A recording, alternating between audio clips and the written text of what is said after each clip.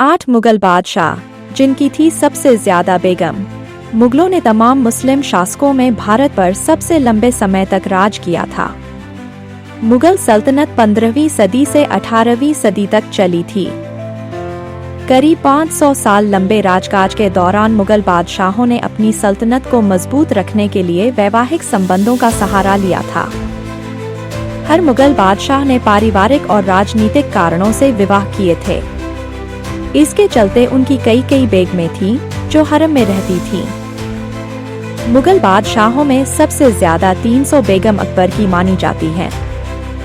हालांकि इस दावे के पुष्टि करने वाला कोई दस्तावेज नहीं मिल सका है। अकबर के बेटे और चौथे मुगल बादशाह जहांगीर की 20 बेगम थीं, जिनमें मुगल इतिहास की सबसे पावरफुल महिला नूरजहां भी शामिल थीं। मुगल बादशाह औरंगजेब भले ही शरीयत के नियम मानता था, लेकिन उसने भी 4 नहीं बल्कि 12 महिलाओं से निकाह का रिश्ता बनाया था।